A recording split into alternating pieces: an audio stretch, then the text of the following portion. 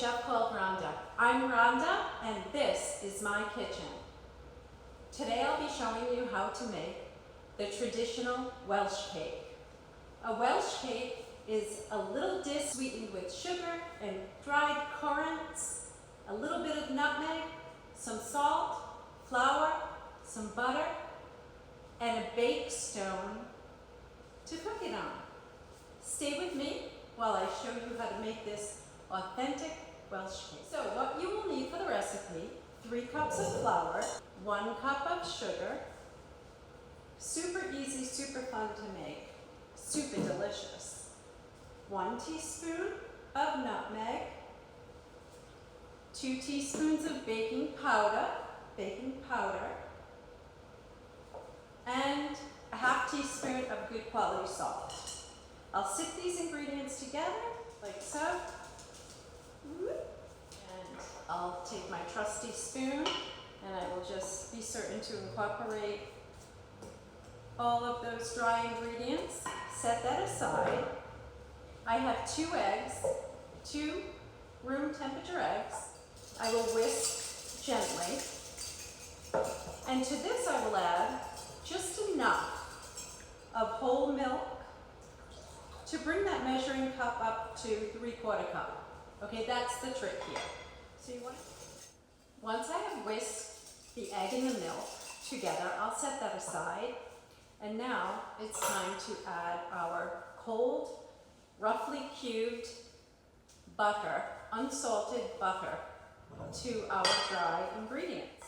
I have 16 tablespoons of butter here. It's cold. I will add that to my dry ingredients, like so. And I will take a fork and I will start to work by hand the butter into the flour mixture until it becomes crumbly and the consistency of little pea-sized pieces, if you will. Okay, and the goodness and the smells from the nutmeg coming together with the butter and the sugar. Oh, incredible, incredible. And so I'd like to take 2 forks, and this is an old-fashioned method this is pre-food processing days, and of course I do have my food processor here. Also wanted to give you that tip. If you're inclined to put the butter and the flour mixture into the food processor, you would do so and pulse for about 10 seconds on high. But right now I'm just doing it the old-fashioned traditional way. It looks like can you see that? The butter and the flour are coming together. It really should look something like so. It's okay if a few large chunks of butter remain, that's perfectly fine. So I will create a well like so in the center of the bowl, and I will then add our egg and milk mixture. Just make sure that well is nice and even. So all I'm doing is creating that little hole in the center of the dry ingredients with the butter. And now I'm going to add all of that egg mixture. This is where it becomes girl meets woman. You want to turn with a spatula. You want to turn the wet into the dry ingredients. Using a firm hand, yes. And you'll notice a sticky dough. It's supposed to be a sticky dough starting to form. And once it starts to form, and the smells are incredible, the sugar and nutmeg and all of the little bits of goodness, I always tend to grab a real good quality unsalted butter. So St. David's Day is March 1st, and people back in Wales celebrate by making batches and batches of Welsh cakes. Welsh people enjoy a freshly cooked Welsh cake right off the bake stone, and I'll show you about the bake stone in a moment. And now I will add our currants. Okay, I have between 3/4 and 1 cup of currants. If you can't find currants, and let me show you what a currant is. It's almost like a little baby raisin. Okay, it's currant. Currants are wonderful. So they're little tiny bits of sweetness, and I will just, it's between 3/4 cup and 1 cup of currants, and you can separate them with your hands. Start to incorporate the currants into this sticky dough mixture. And there we go. And there we are. Love for you to subscribe to our channel. It's fun. The recipes are super easy, super healthy, and always delicious. Okay, so I think we're just about ready. What it looks like. So after you've mixed, it should look like so. Once your dough has been formed, you want to turn it out onto your floured cutting board, and that's key. You need a lot of flour on the cutting board, as well as my rolling pin. I have already prepped my rolling pin. I floured it.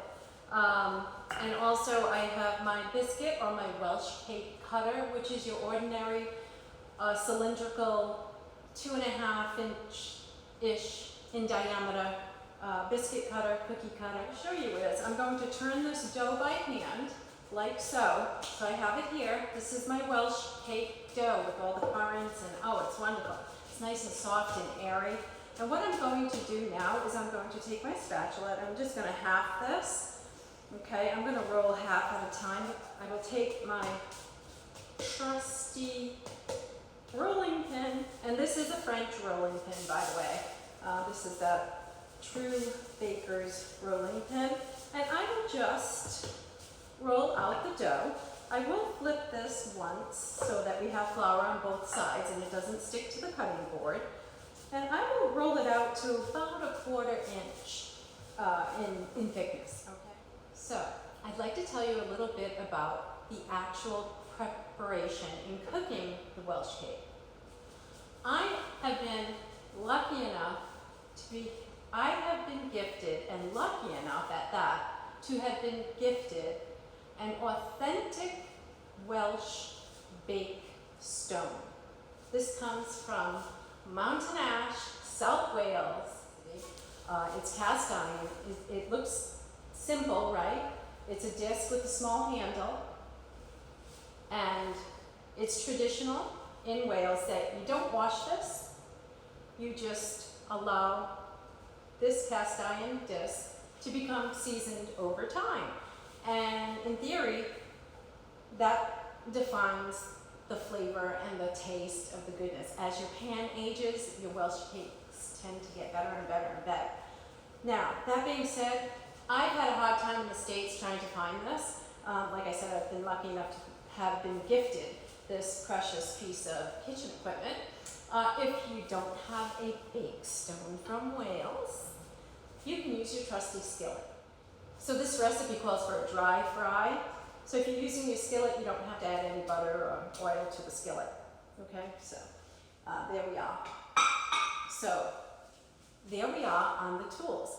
Now, prior to my cutting out the Welsh cakes, I am going to preheat my bake stone.